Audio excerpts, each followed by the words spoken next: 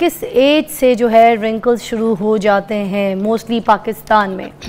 अच्छा जी, रिंकलिंग या एजिंग की बात करें तो ये दोनों साइनोनिमस हैं, यानी कि जैसे जैसे उम्र बढ़ती जाएगी रिंकलिंग आती जाएगी। अच्छा। When a baby is born, अगर आप एक बच्चे की जिल्द को देखें तो वो कितनी प्लम्प, हाइड्रेटेड, और अक्सर लोग बच्चों के गालों को खींचते हैं तो कितने इलास्टिक होते हैं कि फ़ौरन से हाथ में आते हैं, रिकॉइल बैक। एग्जैक्टली। तो जैसे जैसे उम्र बढ़ती है वैसे वैसे आपके स्किन के टिश्यूज़ लूज़ होने शुरू हो जाते हैं। अच्छा। लचक ख़त्म हो जाती है। ठीक है। इसके अलावा स्किन में कुछ बेसिक चीज़ें होती हैं जैसे कि कोलेजन, सबने सुना हुआ है इसके बारे में, इलास्टिन, हाइलुरोनिक एसिड, आजकल स्किन केयर में बड़ा एक्टिव इंग्रेडिएंट यूज़ होते हैं तो हमारी जिल्द के अंदर पाए जाते हैं। पहले तो लोगों को इसके बारे में पता ही कुछ नहीं था, तो इतना लोगों को पता है कि हाइलुरोनिक जो है very important for the skin, आपकी ड्राई को भी, टेक्सचर को नॉर्मल करती है, ये सारी चीज़ें। तो अब फिर भी मगर मुझे लगता है कि रिंकल जो है वो एजिंग प्रोसेस वाला जो सिस्टम है वो सबके ऊपर आता है, तो अब ये किस तरह से बचा जा सकता है इससे, और किस एज से जो है हम इसको तैयारी करना शुरू कर दें कि हमने आगे अपनी स्किन को जो है फ्रेश और बेबी रखना है? देखिए जी, आब हयात की तलाश तो सभी को है। तो अगर आप एजिंग के प्रोसेस को स्लो डाउन कर दें तो रिंकलिंग भी स्लो डाउन हो जाती है।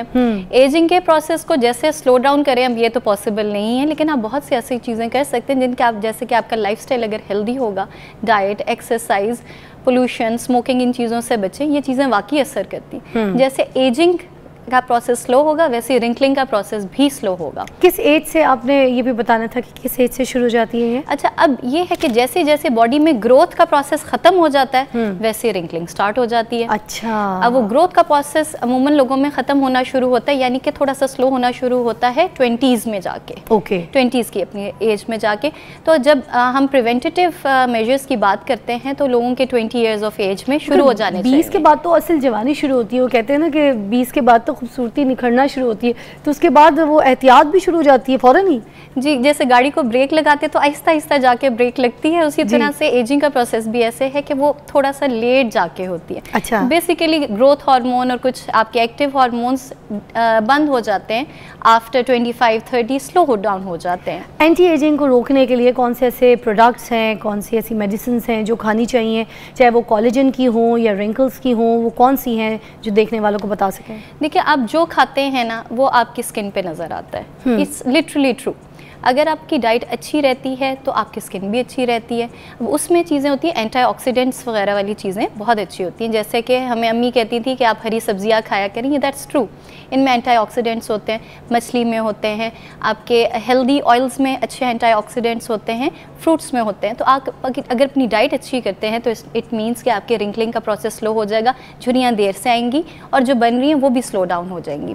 इसके अलावा लगाने वाली प्रोडक्ट्स की अगर बात करें तो हर कोई कहता है कि हम कोई एक सीरम ले आएँ और उससे एक जादू हो जाए और हमारी झुर्रियाँ चली जाए।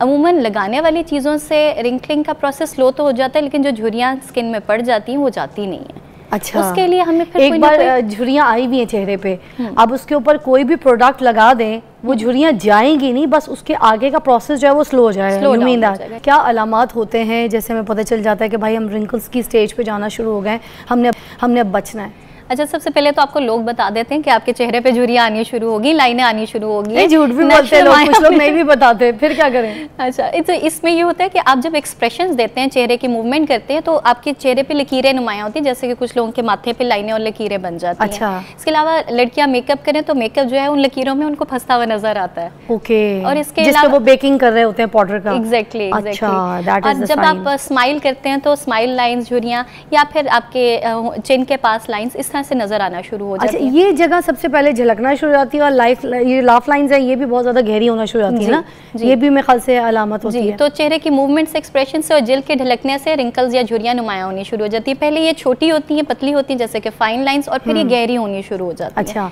अब डॉक्टर साहब इनको रोकने के लिए जो ये फिलर्स और बोटॉक्स भी चीज़ें होती हैं जिसको मेडिकल फर्म में आप लोग के बहुत ज़्यादा इस्तेमाल किया जाता है, तो मुझे इसके बारे में भी बता दें कि कुछ लोग लगा लेते हैं ना ये बोटॉक्स वगैरह, तो जो माथे पे ऐसे आईब्रोज वगैरह है वो यूँ मोड़ नहीं सकते, उनकी आईब्रो ऊपर नहीं होती, नीचे नहीं होती, चीक्स वगैरह स्माइल नहीं होता, तो वो इनिशियल स्टेज पे क्या लगा सकते हैं अपनी ऐसी स्टेज पे कि फ़ौरन लगाएं तो वो रुक जाए? अच्छा, हम हमेशा कहते हैं कि एहतियात इलाज से बेहतर है। अब ज़माने में प्रिवेंटिव बोटॉक्स का कॉन्सेप्ट आ गया है, यानी कि आप झुर्रियाँ पड़ने से थोड़ा सा पहले हल्का सा बोटॉक्स यूज़ करना शुरू कर दें। किस एज में? लेकिन ये 25 एंड अबव के लिए रिकमेंडेड है, अर्लियर एजेस में रिकमेंडेड नहीं है, जब तक कि बहुत ज़्यादा कोई गहरी झुर्रियाँ ना पड़ी हों। ठीक है। तो उससे आप एक कंट्रोल तरीके से बड़े अच्छे से इनको नेचुरली इरेज कर सकते हैं with the help of Botox. With the help of Botox. इसके अलावा फिलर होते हैं, लेकिन फिलर बहुत माइन्यूट अमाउंट में, थोड़ी मिकदार में करने से बड़ा अच्छा रिजल्ट मिलता है। फिलर तो लिप्स के लिए होते हैं ना, ये फिर बाकी फेस के लिए भी काम आता है? जहाँ पर भी झुर्रियाँ हो वहाँ पर आप फिलर यूज कर सकते हैं। ये भी मसल रिलैक्स के लिए होता है? बोटॉक्स मसल रिलैक्स के लिए होता है, क्योंकि जहाँ पर भी झुर्रियाँ एक्सप्रेशन से बन रही हैं, लाइंस बन रही हैं, वहाँ पर बोटॉक्स लगाने से मसल्स रिलैक्स होते हैं और झुर्रियाँ थोड़ी सी कम वाज़ेह होती हैं। अच्छा। फिर इसके अलावा आप स्किन केयर की बात करें, क्योंकि हर कोई तो बोटॉक्स फिलर्स वगैरह नहीं कर सकता। ठीक है। तो मेरे पास आते हैं, पूछते हैं हम क्या इस्तेमाल करें। ठीक है। तो एक तो आप सनस्क्रीन का इस्तेमाल करें, जो कि इस शो पे काफ़ी डिस्कशन भी हमारी रहती है कि धूप जो है आपके चेहरे में झुर्रियाँ बनाती है। आप कंजेक्टिवली धूप में बैठे रहें तो एक वक्त आएगा आपके स्किन जल्दी बूढ़ी हो जाएगी। ठीक है। सनस्क्रीन लगाएं। इसके अलावा बहुत से लोग सनस्क्रीन लगाते हैं मगर उनको उसका टाइम पीरियड नहीं पता। मैं चाहूँगी प्लीज़ बता दें कि अगर हम सुबह सुबह निकलें घर से और हमने सनस्क्रीन लगा लिया, आप काम पे जा रही हैं, मेरी बहनें कॉलेज जा रही हैं, बच्चियाँ, तो उसके लिए वो सनस्क्रीन कितने टाइम तक काम करेगा और दोबारा एप्लीकेशन उसकी रिक्वायर्ड है? बिल्कुल, हर 2 से 3 घंटे बाद आपको रिपीट करना होता है, क्योंकि सिर्फ इतनी देर के लिए ही काम करता है। चेहरे से अगर धुल जाए, वॉश हो जाए तो दोबारा अप्लाई करना होता है। और ये भी बता दें कि सनस्क्रीन के अलावा जो सीरम्स हैं वो कौन कौन से जो रिंकल्स की रोकथाम के लिए काम आए? सीरम में आपने एक इंग्रेडिएंट ढूंढना है जिसको कहते हैं एंटीऑक्सीडेंट। एंटीऑक्सीडेंट स्किन में तोड़फोड़ का अमल बंद करते हैं और रीजेनरेशन, रिन्यूअल का अमल शुरू करते हैं। कोई सा भी सीरम जो ब्रांडेड अच्छा हम मेडिकेटेड ले रहे हैं बाजार से, उसमें विटामिन सी आप देखें, विटामिन सी देखें। इसके अलावा आप रेटिनॉल देखें। ठीक है। अगर किसी की स्किन ड्राई है तो उसके हिसाब से पहले बता दें, फिर स्किन ऑयली के हिसाब से बता दें रिंकल्स के। Vitamin C anybody can use, लेकिन एक्नी प्रोन स्किन में थोड़ा सा ध्यान से यूज करते हैं। अच्छा। रेटिनॉल जो है वो थोड़ा सा 25-30 के बाद वाली स्किन में बेहतर होता है। इसके अलावा ड्राई स्किन वालों ने एहतियात से शुरू करना होता है। ठीक है। विद द मॉइस्चराइजर, 1 मरतबा 2 मरतबा मॉइस्चराइजर के साथ। ठीक है। और उसको आप प्रोलॉन्ग्ड अरसे के लिए, लंबे अरसे के लिए इस्तेमाल करेंगे तो झुर्रियाँ बंद हो जाएगी आपकी। ठीक है। अच्छा, लास्ट में मुझे जल्दी से बता दीजिएगा कि ये किस वक्त लगाना है और क्या विटामिन सी को रेटिनॉल के साथ मिक्स कर सकते हैं? विटामिन सी को और रेटिनॉल को मिक्स नहीं कर सकते। विटामिन सी अलग लगेगा और रेटिनॉल अलग लगेगा। विटामिन सी आप दिन में लगाएंगे, रेटिनॉल आप रात में लगाएंगे। Okay, perfect. ये जो हमारे जो कोई प्रोडक्ट्स हैं स्किन के, स्पेशली जो एंटी एजिंग क्रीम्स आ गई हैं बहुत सारी, अगर वो हम नेक पे, फेस पे अच्छी तरीके से रात को लगा के सो जाओ, ये जो मसाज होती है, मसाज से भी कहते हैं कि झुर्रियाँ कम हो जाती है, क्या बात सच है या बस ये ऐਵੇਂ ट्रेंडिंग में बात डाली हुई है सोशल मीडिया पे फजूल? असल में सीरम कोई भी जादुई नहीं होता, आपको रेगुलर यूज करना पड़ता है और रात को लगा के सोने से वो जज्ब होते हैं स्किन में। So that's true. Massage is also another thing. Massage आप कंजेक्टिवली अच्छे तरीके से करते रहें तो वाकई एजिंग का प्रोसेस स्लो होता है। अच्छा। रिंकलिंग का प्रोसेस वाकई स्लो होता है। तो जो मसाज के लिए ऑयल है, फेशियल ऑयल्स, वो कौन से यूज कर सकते हैं स्पेशली फॉर द रिंकल्स? आप नेचुरल ऑयल्स की तरफ जाएं।